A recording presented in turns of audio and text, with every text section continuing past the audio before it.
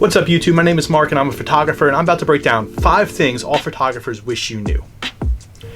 Now, every photographer does things differently, so maybe not all 5 of these apply to every single photographer, but for the most part, I'm going to break down things that photographers wish you knew.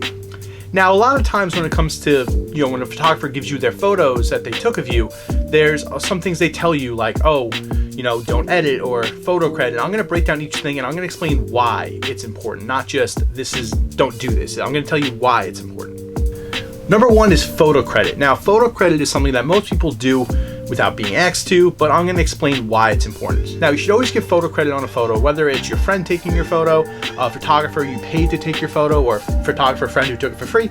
Either way, photo credit is important because it helps expose the photographer. When you share a photo that a fellow photographer, took of you, and you give us photo credit, it helps your audience know who took the photo. So if they're looking to get photos done themselves, they now know, oh, hey, that photographer took the photo. I can reach out to them to see if they would take photos of themselves. So that is why photo credit is important, because, well, not only that, but also if you tag us when you post the photo, we now know we can like it, we can comment on it, we can share it to our story, we can post it ourselves, which also gives you exposure. So that is why photo credit is very important. It helps your audience know who took the photo. There are times where photos will blow up without knowing, a photo will randomly go viral, and then it's unfortunate when the photographer doesn't get credit for the photo. So that is why photo credit is very important. Number 2 is adding filters or editing the photo. Now, this is something that is a big no-no. When a photographer gives you their photos, unless you discuss this prior, you should never re-edit a photo. Now, this includes making it black and white, this includes throwing an Instagram filter on it, or just throwing it into an editing software on your phone and editing it. Now, for one, a lot of the times the editing software you're using is not as good as the one we are using, so it might drop the quality down. So when you share the photo with it being lower quality, it makes our work look worse. Even if it's something as simple as adding, touching up a pimple or something, just ask and we'll do it. Now, making it black and white, the same thing. Sometimes your black and white not be the black and white we want.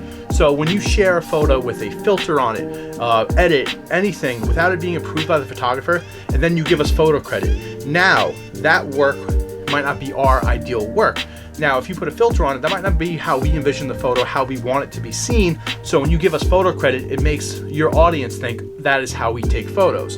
Whether it's good or bad, it's not our style, so it's not something we want our name on. So that is why you should never put a filter or edit a photo without talking to the photographer. If you don't like the edit, or you'd rather it be black and white, or you want some things fixed, I'm sure your photographer will be more than happy to help you and make those fixes for you the right way. So please reach out to your photographer, or if you make changes, ask them first. Number 3 is saving the image. Now, there are many ways for a photographer to send their clients photos, whether it be Google Drive, Dropbox, WeTransfer, email, texting. There's so many ways for someone to send you the photos they took. Now, it's very important is that you make sure you save them the right way. Every program or file sharing has a different way to save the photo, but you want to make sure that you save the photo. This way you keep the quality the best it can be. So when you zoom in, it still has all the pixels from the photo we took on our nice cameras, and this way it doesn't look like a blurred photo. A lot of times if you just save the image without going to the actual image, it will be blurry, and then it won't have the resolution you want it to. And if you paid for a photo, you should get the highest quality possible. So make sure you talk to your photographer, or you understand how you're saving the photos. And if you're not sure, when you save it to your camera on your phone, zoom in and make sure everything is still crisp. The biggest pet peeve is do not screenshot. Now, this is not a dig at anyone, but please do not screenshot your images. When you screenshot an image, while it might look great on your phone, it loses so much quality. Like, take an image and screenshot it and zoom into it, and then take the actual photo a photographer gave you and you zoom in, and you'll see how much quality you are losing. Especially when you're sharing it to Facebook or Instagram, you're already losing quality by sharing it to social media. Keep the quality the best you can. And stop posting photos with the borders on top, like the black borders when you screenshot when the photo does take up your full phone. Like, just, oh my God, don't do that. Please stop. This is not a dig at anyone. Like I said, people do it all the time. I've had so many people do this. Just don't do that. Save the image, get the quality you deserve. And if, like I said, any questions, ask your photographer. They are more than happy to help you pull the best quality out of their work as they can. Number 4 is you do not ask for RAWs. Now, let me explain why. A lot of times, the photographer takes photos and you're like, oh, well, what about this photo?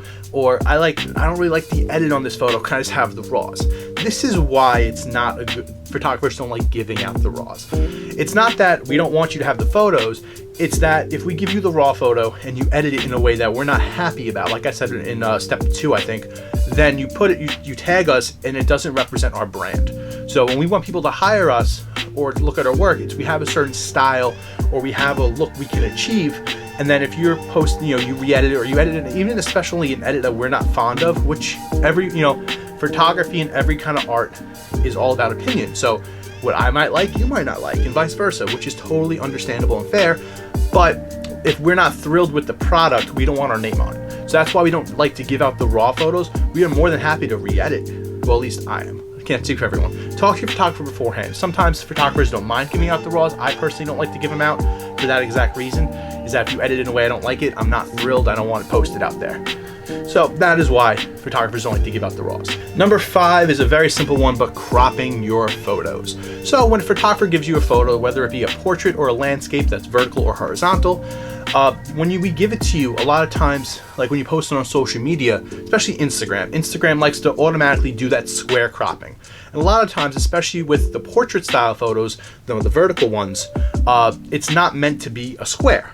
So a lot of times when people post the photos, again, this is not a dig at anybody, a lot of people do this, parts of the photo get cut off because you're posting it as a square, and Instagram has that little tool on the side that can expand it a little bit. It doesn't do the whole image most of the time, but it does a little bit more.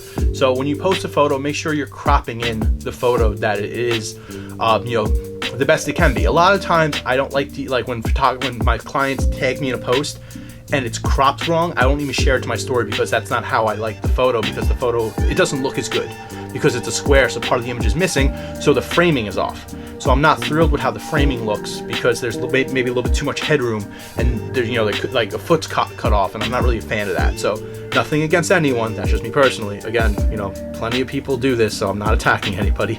But yeah, so that is 5 things that photographers wish you knew, and kind of why. Because like I said, a lot of times when I talk to clients, I've told them, make sure you save the image, or, oh, I don't want to give you the raws. And this is a video kind of breaking down why everything's important. So to summarize, photo credit is important so that your audience knows who took the photo.